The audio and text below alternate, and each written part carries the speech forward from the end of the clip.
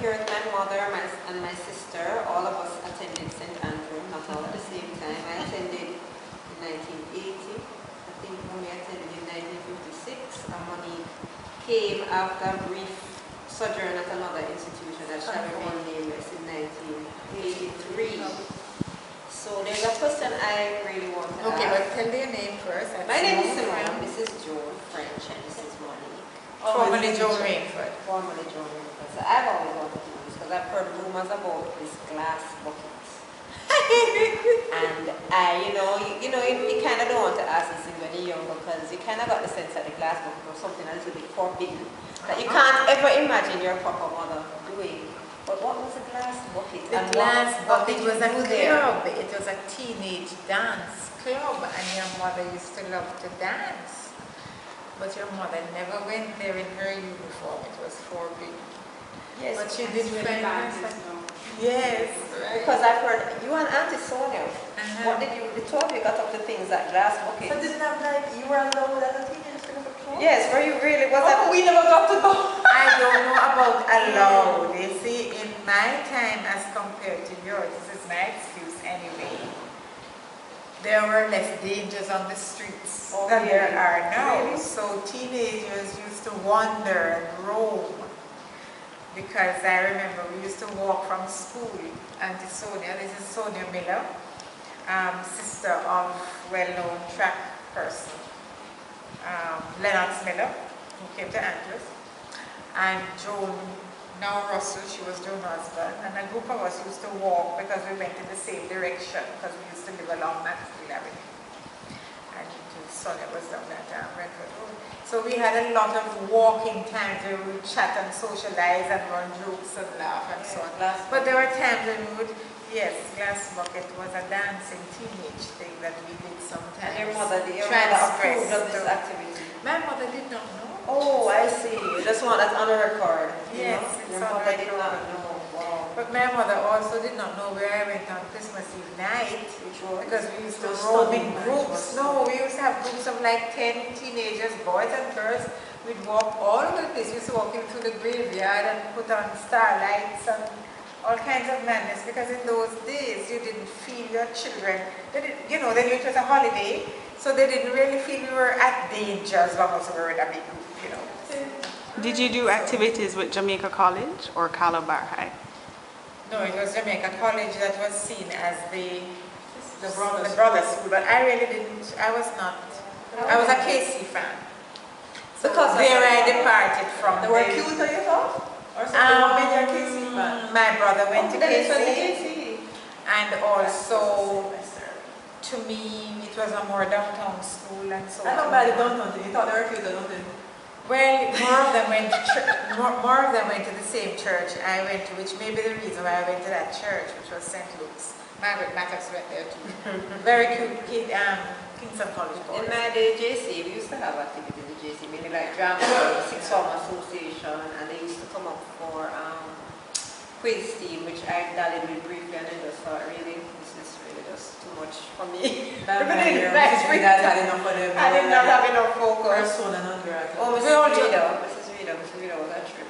No, but she was right there. Because in my time, this was when they closed sports day. That was when I was at school. Because they had they had some sports day where some girl's boyfriend drove some big bike and proceeded to park it on the veranda in front of Miss Rita's office. It was bad enough. I mean, on the veranda itself. But when asked to remove it, the young man did not respond appropriately. And subsequently, every sports day was closed. Thanks to that young lady. But there's something, you played hockey too, no? Yeah.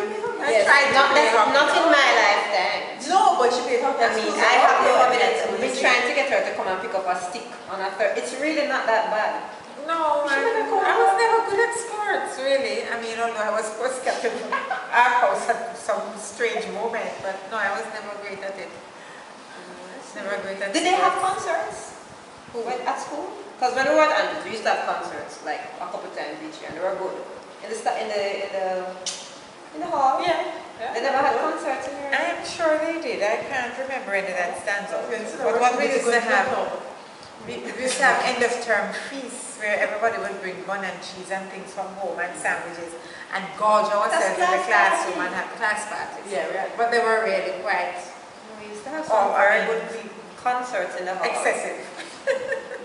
Very good concerts in the hall, like with Nadine Sutherland and those people. I don't mean regular students. No, we didn't have that as well organized as that. We would have some plays and Usually fundraising for something or another. yes, well, fundraising became more necessary after my time, I think.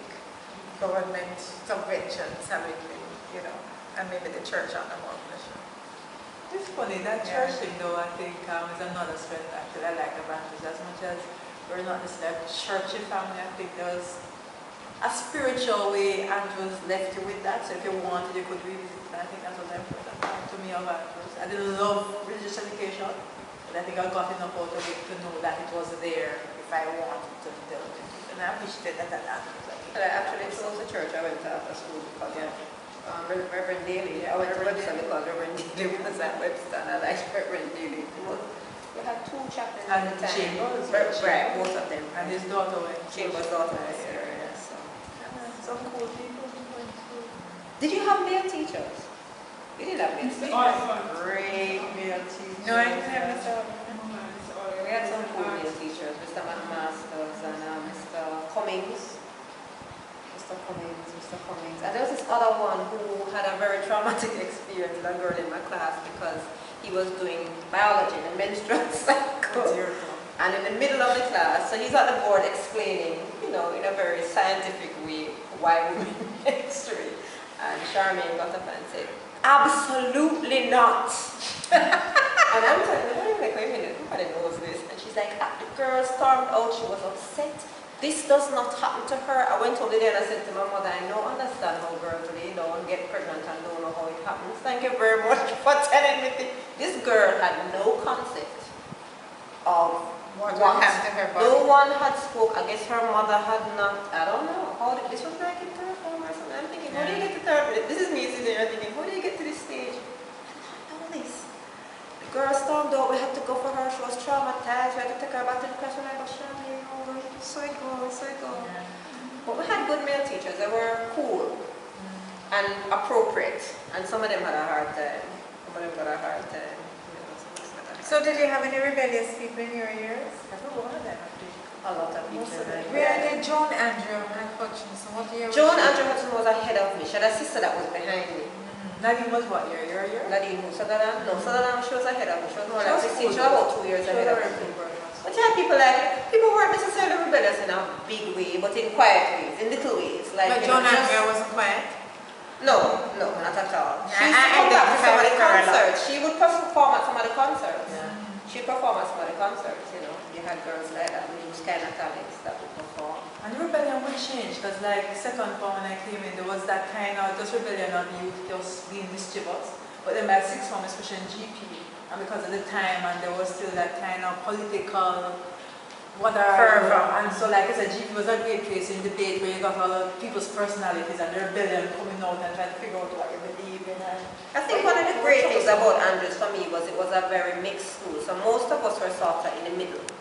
You know, we're sort of middle class-ish, whether upper middle or lower middle class. But then you had a few girls at either end. So we had 2 girls in my class that I would have considered to be, in terms of their resources, certainly in the upper class. And then you had a few girls, 1 or 2, who were below, and their issues were very different. And so you were not totally insulated from the fact that there were people with difficulties and how those girls, and sometimes we would intervene to assist the girls with those or to bring to the attention of the school something that was happening. So you take this particular girl to a guidance counselor when you come aware that there's something happening in her home that is really critical. So it wasn't a situation where all of us were people. It was enough of it to sensitize you. And the group that is aware will respond as a group sort of thing to try to address that person. And then even though you had these upper class girls, they had their issues too. It wasn't just that they had money and life was great. Some of them had family issues, you know, in terms of fitting in and blah blah blah.